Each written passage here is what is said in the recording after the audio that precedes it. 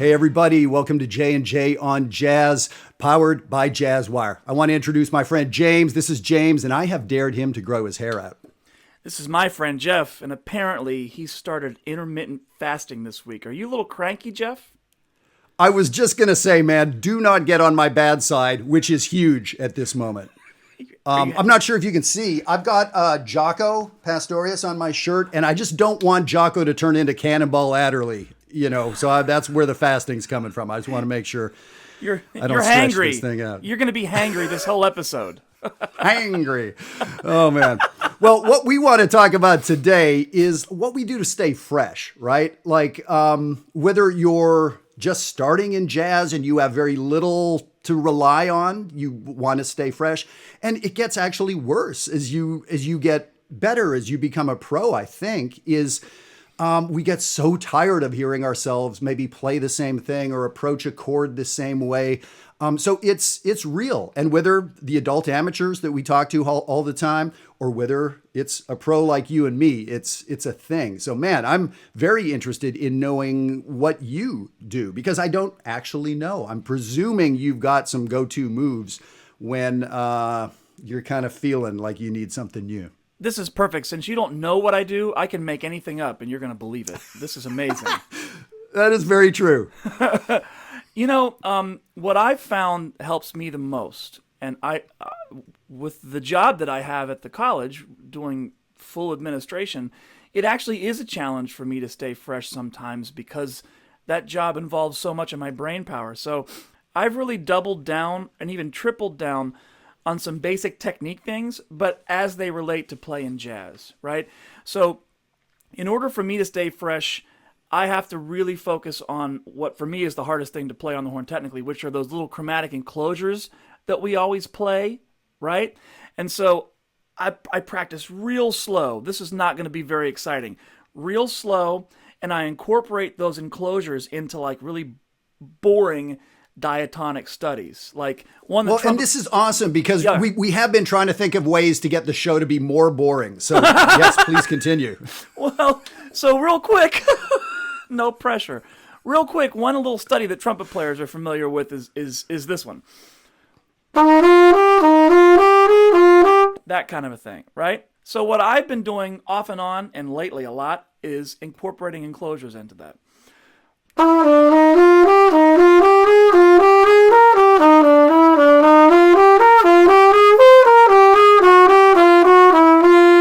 Those kinds of things, taking diatonic things and making them more chromatic, that helps me from a technical side of things, just to stay fresh and keep my edge, technically speaking. So and of course the other thing that I do is I've been going back and relearning solos that I used to know. I don't know if that is something you've ever tried, but for me, what I like about that is that I already can play the solo. I've already internalized it, but if it's been 3 or 4 years since I've really revisited it, there may be things that jump out of that solo at me now that didn't jump out at me when I learned it the first time. So those are the only 2 tricks I have.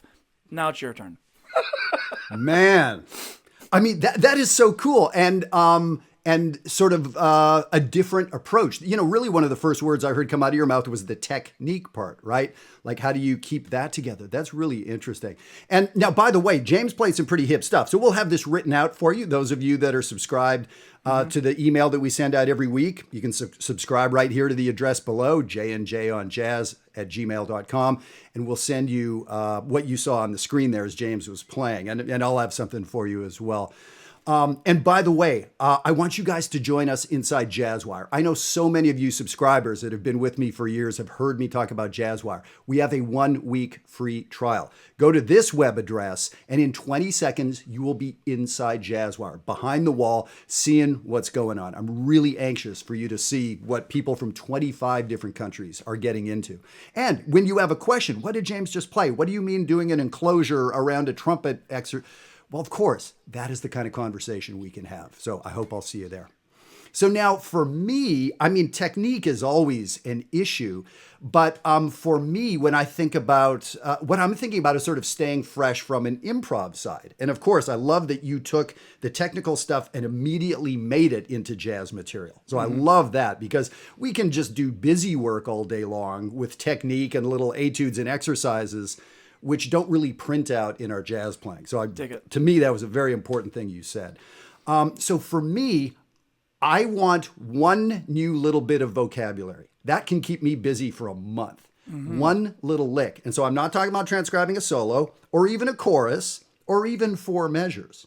I may not be talking about transcribing. So last week, somebody on Jazzwire posted this amazing Joshua Redman, Brad Meldau live duo concert where they're playing Oleo. And it just goes on for it's this huge thing, hundreds of choruses, right? And in Josh's like 10th chorus, the last measure of the bridge, he played this.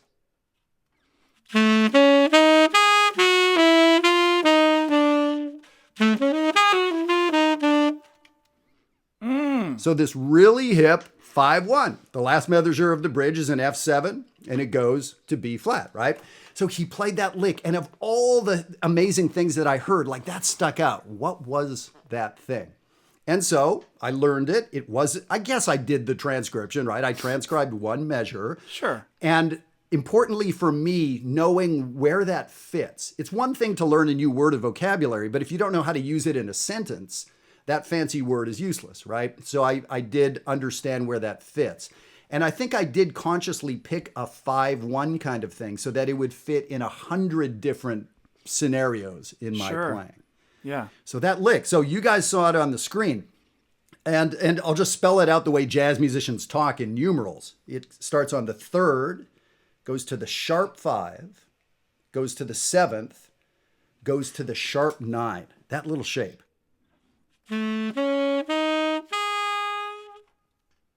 And just those 4 notes are fascinating to me because that's a piano voicing. And I want to know from James, this is like a tenor sax player geek thing to do. I know Chris Potter practices this stuff. I know Donnie McCaslin practices this stuff. I know Josh Redman. They practice piano voicings on the horn. 3, sharp 5, flat 7, sharp 9 is the classic thing you play in your right hand for a piano voicing. So it creates incredible melodies. So voicings are something that more modern players use as melodic material. And it actually flips around. That hip melodic material might make interesting voicings. Yeah. Is that anything that you trumpet geeks, get involved with? I think some people do. One of the reasons that I don't, and this is a fault of mine, boy, we're bearing our souls here today on J&J. Jeff is fasting. I'm telling you all the things I don't do right. I don't play piano voicings on the horn as much because a lot of that stuff can be really angular and doesn't lay on the trumpet as well, right? Yep. But what I do like to do with piano voicings is I spend a lot of time at the piano, probably like you do too, Jeff. I'm not any good at it, but I spend time there.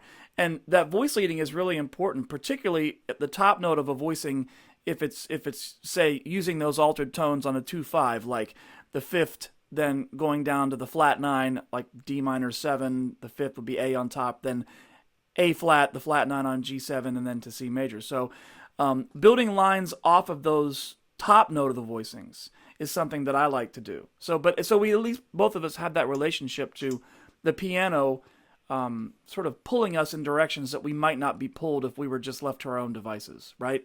So. Right. And there's that famous Dizzy Gillespie quote of you got to learn the piano, right? Mm-hmm. Yes. No one has ever said to a horn player, don't learn the piano. Right. I may slow somebody down and say, no, you're not going to become Oscar Peterson, but just know your way around the instrument, right? And so this is a perfect example. And that is why I asked you the question, because on the saxophone, it is easier to play more angularly, right? Yeah. It's more of a thing on the trumpet. So I think maybe that's why sax players have gone that direction. And I wouldn't be surprised that a singer or a trumpet player or, that would be a less obvious direction to go. So I tell you what, let me do this. Let me just play a chorus of unaccompanied blues so you can hear this thing in context. So I'm going to play it in the 4th measure of the blues. We talked about this, I think, last show, that the 4th measure of a blues is a great place to play sort of like a 5 of 4 thing. I'm going to play it in the 8th measure of the blues. In that spot, there's a 5 of 2. I'm going kind of fast for some of you. And then 3 from the end and 1 from the end. It's the 5 chord. So I'm going to play this thing 4 times in measure 4, measure 8, measure 12, and measure 10, I guess it is. And you're going to hear this sound.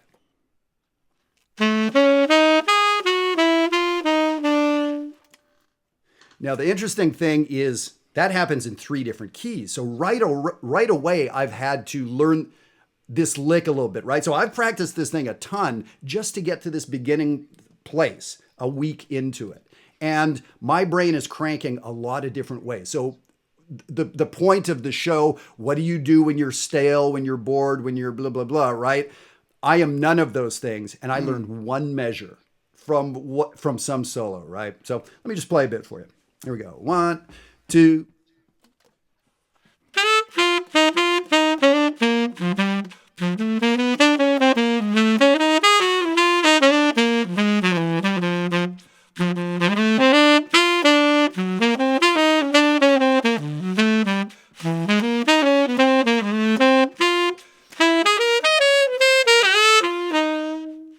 And you know what? It did not sound like you were playing cookie cutter or you were cutting and pasting those things in there. All 3 of those licks sounded completely organic. That didn't sound fake at all. Thank you. Guess what I was doing for half an hour before we hit the record button? Practicing that. And here's the thing, because of course, when we learn a new lick, we're so self-conscious about it and just trying to play the right thing in the 4th measure.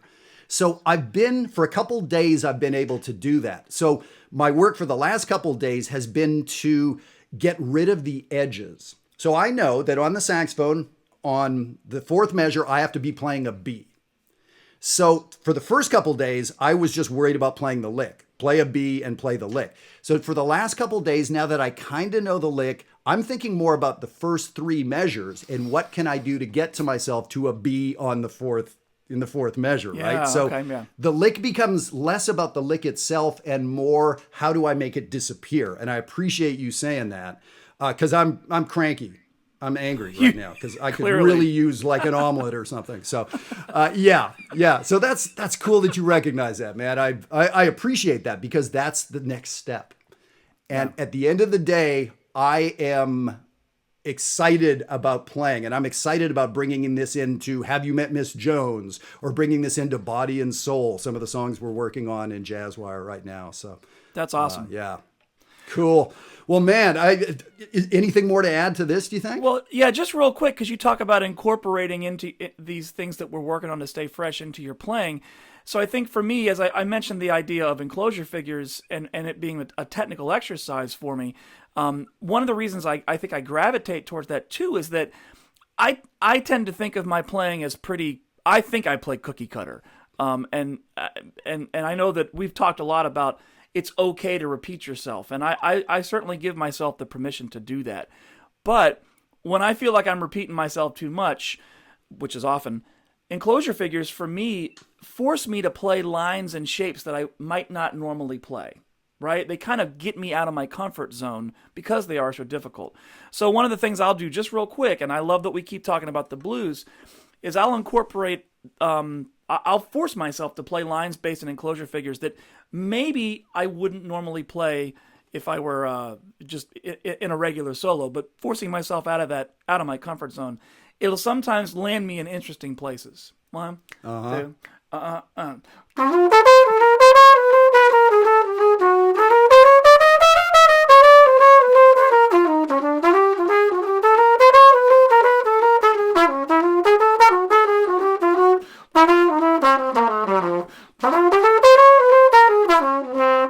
I don't know that I would play a chorus. Well, I played a lot of notes, but I don't know that I would play a chorus like that if I weren't thinking, how many enclosure figures can I cram into here? It maybe isn't very musical. It maybe isn't very tasteful, but chorus after chorus, forcing myself to do that, I can discover new things and kind of stumble onto ideas that might be more original to me. So I hope that makes sense. Oh, totally. And I mean, from my perspective, and I'd love to hear what people out there thought, but that was nothing repetitive, nothing overdone, overwrought. It didn't sound like an exercise. Those enclosures just sound intricate and chromatic and little gnarly and like bebop. So I don't know that you can overdo them. I don't know that you can. You know, perhaps at some point we just want a different shape or a rest or something. But man, that's such a cool way to think about it. And so, you know, and that's why we didn't talk about this ahead of time. I didn't want to know what your answer was going to be. Right, and we ended up with two pretty different answers, right? And we talked about the differences between these instruments and sweet spots or challenging spots. So, man, this is fantastic. I've got and something to practice now. This is great. This is great. I've got something to work on. Yeah. Me too. Well, I want to remind everybody that James is with us on faculty for Maryland Summer Jazz Virtual Edition this summer. We all know that we're not quite sure what the world's going to look like in July. People in some countries can't travel. So we have people signing up from all over the world. I hope you're going to join us. So we have fantastic faculty from New York and Pittsburgh and folks like that. Paul Bolenbach. We have Wayne Escoffery on saxophone. Bruce Barth from California is joining us. But then our super special guests, Jeff Tain-Watts on drums, Peter Bernstein on guitar, Randy Brecker on trumpet, Vincent Herring and Anat Cohen on saxophone and clarinet. Wow. And on like that. These are people that you can be studying with. So if you need a shot in the arm, which is what we were talking about today, how to stay inspired, how to get to that next level, this is a great way to do it. So visit MarylandSummerJazz.com, grab one of these last spots. All right, you guys, I'm going to go get a bite to eat. You should. And James is going to sit there and grow his hair. So it's all good. Sounds great. See you, everybody. Have a good time, everybody. Take care.